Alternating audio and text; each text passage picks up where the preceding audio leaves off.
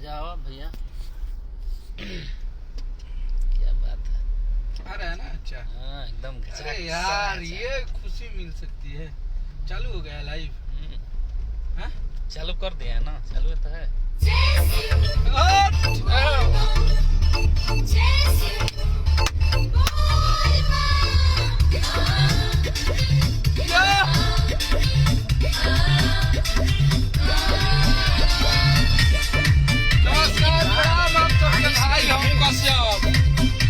आज आप सब बहुत बड़ा रिकॉर्ड भैया। और अभी हम के हिट मशीन लाइव बनी है और मां कसम के खुशी देख के मन लगी का बहुत बड़ा रिकॉर्ड भोजपुरी में आप सब बना देनी जा। और ये रिकॉर्ड के हमनी के कबो अनुमान भी ना किले रहनी कि हाथना मोहब्बत आप सब भैया के देव जा, हाथना मोहब्बत कश्यप के देव जा। और आज दिल से मैं इतना हैप्पी हूँ, इतना खुश हूँ यार। आज हमारा सुपरस्टार इतना खुश थे, इतना हंस रहे थे, बहुत मजा आया। और केहू खुश हुई जे भी भोजपुरी में बा, जे भी पब्लिक के बल पे चलत है। आप सब इतना आशीर्वाद प्यार दे के बिना कहले आप सब पूरा आशीर्वाद से झोली भर देनी है। बजाओ होगा ना भाई? गाना बजाइए। कौन गाना क्या करता रहा? आज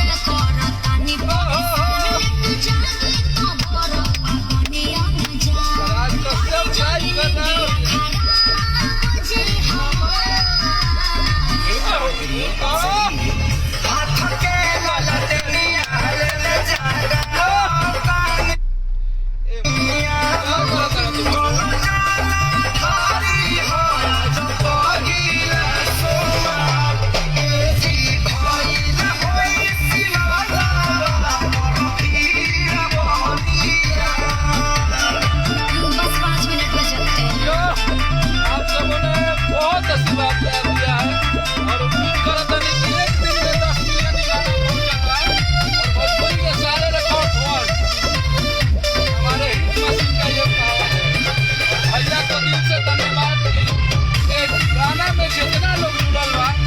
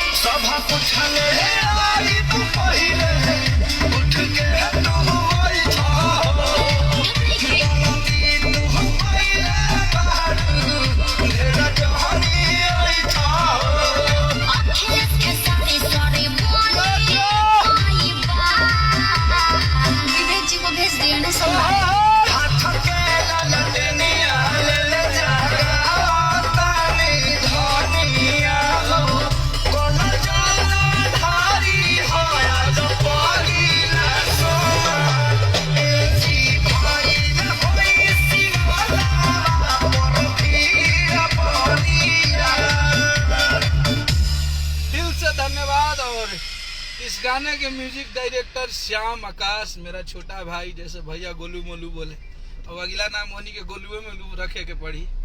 और ट्रेंडिंग स्टार हमारे सुपर स्टार भैया बहुत खुश थे, और क्यों नहीं खुश,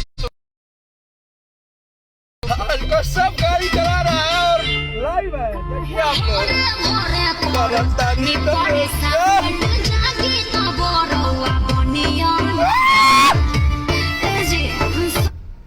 जियो हिट मशीन जियो। हर हर महादेव। आप सब भैया लोग के हर हर महादेव। बैठ के अंदर वाला देखना बहुत बढ़िया। ऑलरेडी गाड़ी चलाओ तनी।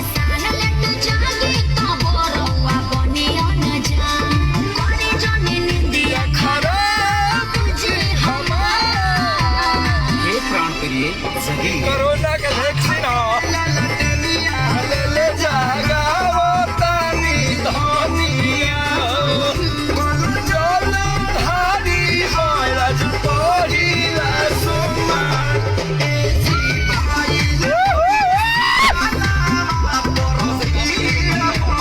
और इधर हमारा भाई बोलू संतोष बहुत है। लव यू मेरे भाई। आप लोगों ने आज बहुत तगड़ा रिकॉर्ड बनाया है। यस सर।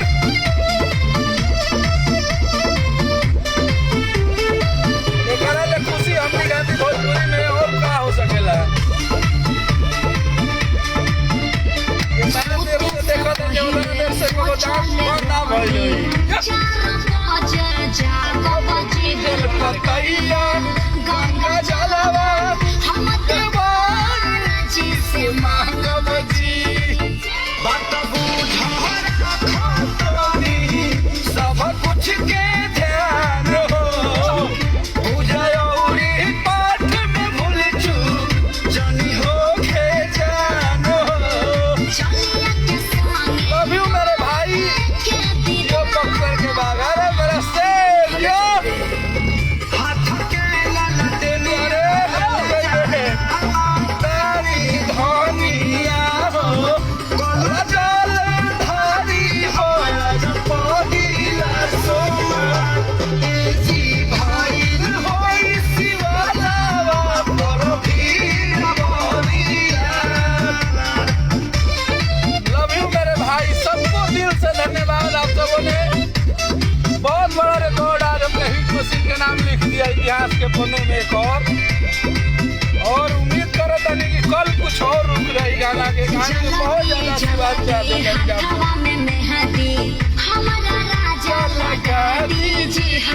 चूड़िया गेरुआ साड़िया जाके मार्केट से ले आ दीजिए सब कुछ ले आई पहिले उठ के तू बैठा जो शेर सबको लव यू मेरे भाई। 800-900 लोग देखा जाएगा। सबके नतमस्तक बनी हम सब लोग के सामने और ये खुशी हमें ना कहला कि हमरा के रोज दिला रहुआ सब दिन रात मेहनत करे ले आदमी गाना तली बंद करी बंद करो। हम कबो और हमनी के कबो ना चाहिए जे कि खुशी हमनी के रुआ सब रोज दी जाए, लेकिन ई खुशी आप सब समय समय पर दिला जाता। बड़ी मजा आवेला ये खुशी की एंजॉय करे में और दिल से हम लोग इतना खुश हैं कि आप लोगों ने इस तरीके से प्यार दिया। हम लोग कभी कल्पना भी नहीं किए थे। आप लोग जितना भी भैया के फैन बने, खेसारी भैया के जितना भी न्यूज रिपोर्टर बने, चाहे वो छोटा न्यूज चैनल होकर चाहे वो बड़ा न्यूज वाले होकर, सबके दिल से अभिनंदन बा, सबके स्वागत बा लाइव में। और जी हमनी के सपोर्ट कैले बा इतना, जी हमनी के इतना मनले बा, सबके दिल से इतना आशीर्वाद प्यार हमनी के आजीवन यही तरी बनौले रहब जा। हंसते हंसते तो एक भाग गुजरिए गइल बा। तो आप सब बस ये आशीर्वाद प्यार और आज दिल इतना मन कैला कि फाड़ दिया कुली यार, इतना खुश थे हमारे सुपरस्टार। तो ये खुशी और खुश क्यों नहीं होंगे हमनी के जेकरा खातिर दिन रात मेहनत करत तनी जा, जेकरा खातिर गाना बनावत तनी जा।